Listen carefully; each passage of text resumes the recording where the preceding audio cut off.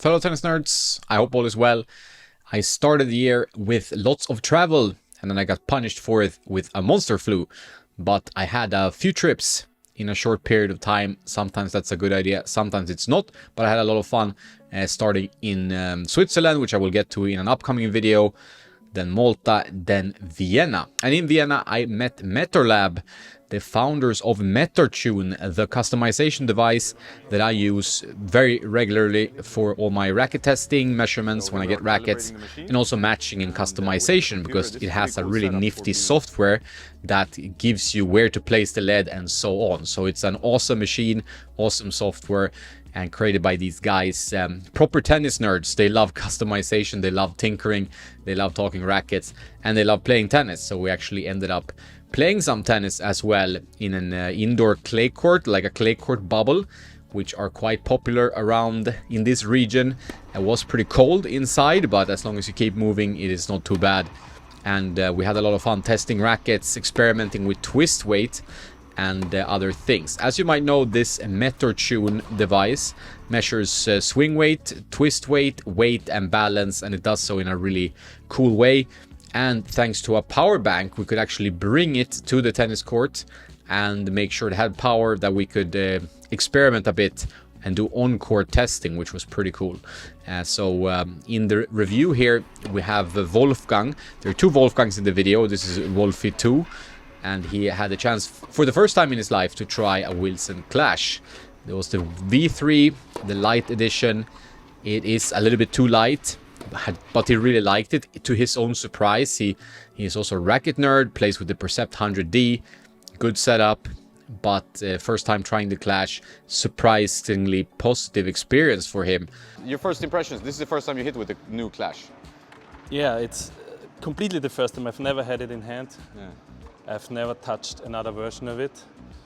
Actually, I played really, really well with it. Yeah, you did. I had a great feeling. It's a little bit dampened. The only thing, it's a little bit too light for me. Yeah. So I'm playing about 340 spec all strung. So I feel like that I need a little bit more weight. Yeah. But other than that, it's a great racket. Yeah. It's surprisingly stable.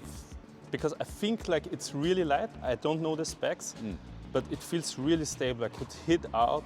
I had no fear of hitting long. No. I know what grip size is it? 3. It's a 3. Felt also really nice.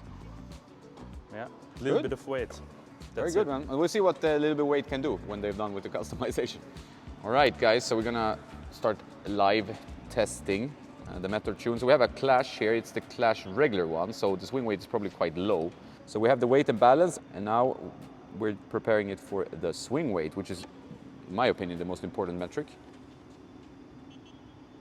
305, yes. So this racket might need some love of some kind. I mean, 305 is okay if you play maybe not so advanced, but it's going to be a bit unstable, you know. And then we have the 15, so quite high twist weight, huh? So this is Wolfgang. He is a co-founder of Metortune. Yeah. And a real racket nerd. He hasn't played tennis for that long, but he still plays very good tennis. But what do you think we should do with this Clash? So when we look at that specs, I think we should go up with the swing weight. Yes, because the twist weight is pretty high. Yeah? Yeah, not too much with the swing weight, because then when twist weight and the swing weight is too high, it gets too complicated to play. And for sure go up a little bit with the static weight. Now we try to calculate the values using our software. So we save the data, and now we automatically get the data to the software. Yes. Now we say which new values we want. Let's say, what do you suggest? Like 315 is good, yeah, that's what I would say. 10 points higher swing weight. And maybe the weight A bit higher, yeah. 325. Yeah, so we have some maybe headlight balances. Keep the balance if possible, like to be more headlight, because otherwise it gets difficult. It's a user-friendly racket, this, so we just want it to be more stable and have some more power. And then you calculate. And then it tells you where to place the weight. Yeah. So now we have our specs that we want, the weight, the balance and the swing weight, and we see here where to put the lead on the racket. So now we have to cut it. And So we have the throat, 12 o'clock, and the grip. That's the 3 positions. Yeah. And this you can tweak, because you can tweak like how big of the lead strip you have. You can change to what kind of positions you want to add weight to, and the software is amazing. I've been using it for a while. I really think it's awesome.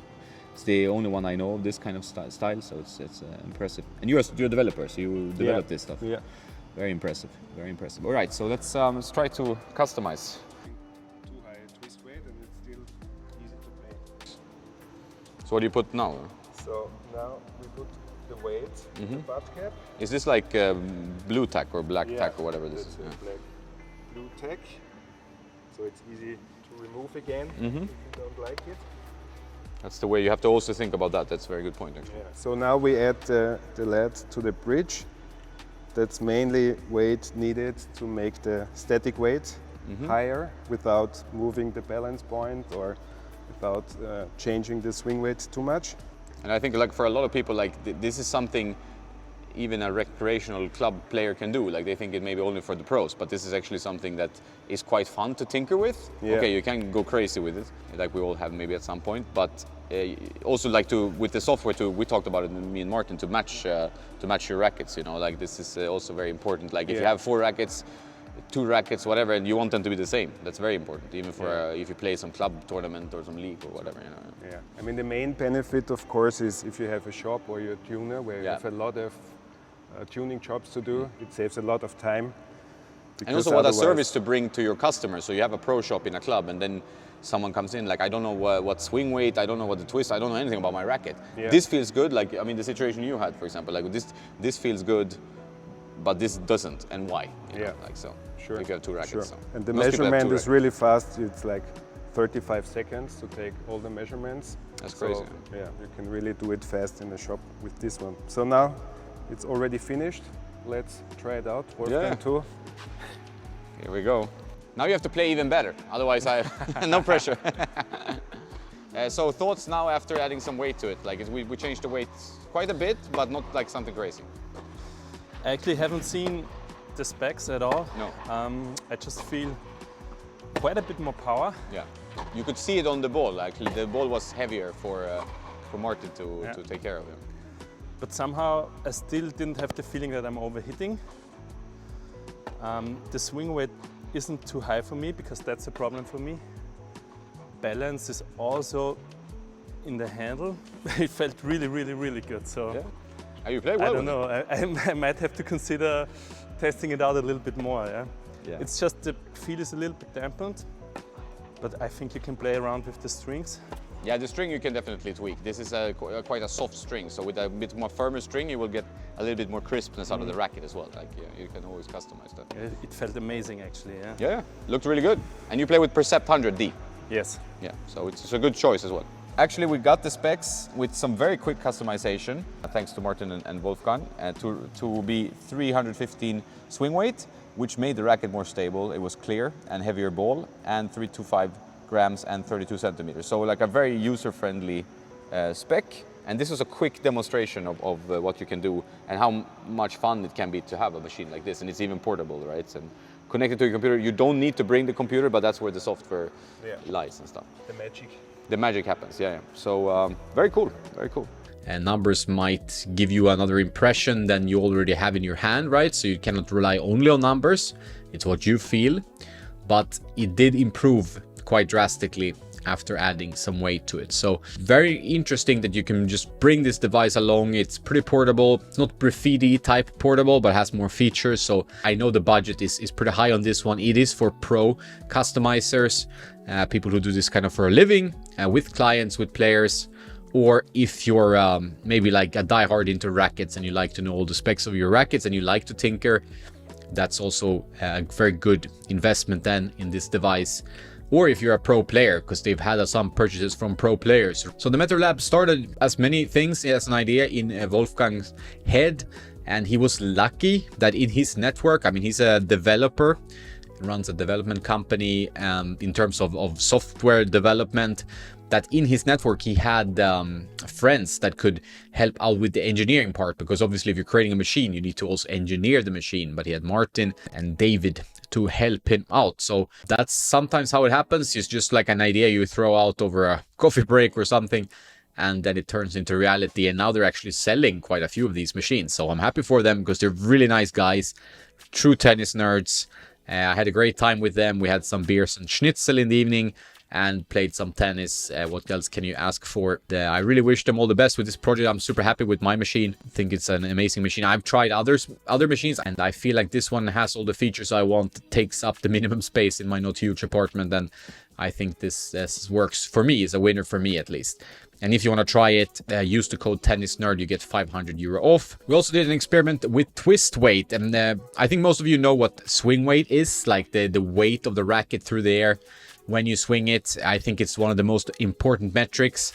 Most people, they know like weight and balance. You can buy a kitchen scale. You can create like your own balancing board or even buy a balance. But swing weight is where the magic is, I feel. And swing weight is important, of course, but twist weight also makes a difference, because that is how prone the racket is to twisting when it impacts the ball. So the higher the twist weight, the less likely it is to twist.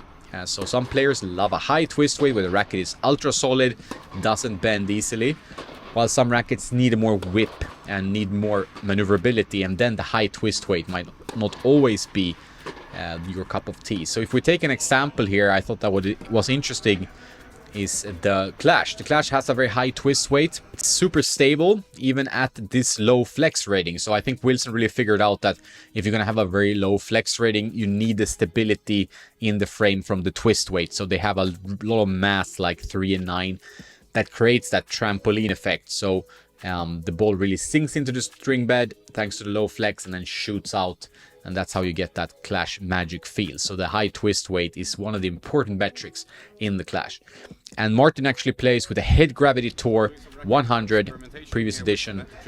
They discontinued the 100 square inch and now have the 98 instead. And he did have them both customized, one with slightly higher twist weight, although all the other factors and metrics were the same. And it was clear just from a few hits that the higher twist weight did increase the stability a bit. You did feel that you had a slightly larger sweet spot to work with.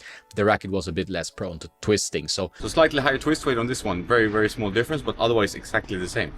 It's quite interesting test. So we try with the lower twist weight first. Have no weight on the sides. And go.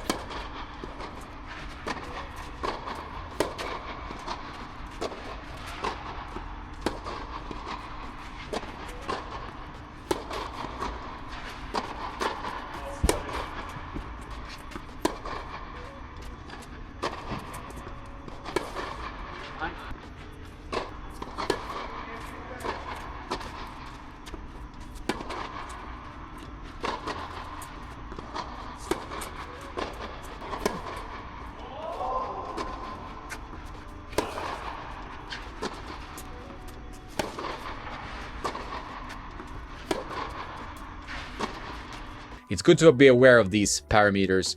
You shouldn't overthink it. You shouldn't go crazy like Mr. Tennisnerd here. But I think it is important to understand what they do. And if you have something that plays great, it's all about feel anyway. If you like it and the performance is good, then you're happy. You shouldn't be switching and testing around. But if you're into this stuff, into testing new rackets, into customizing, into optimizing your gear, then this type of machine and tinkering with twist weight, swing weight, weight and balance is quite a lot of fun. That's it for this video. Big thanks to the Metor Lab guys. If you're into customizing and so on, check out the Metortune device. I'll put a link in the description, and you can also go to the metorlab.io, their website.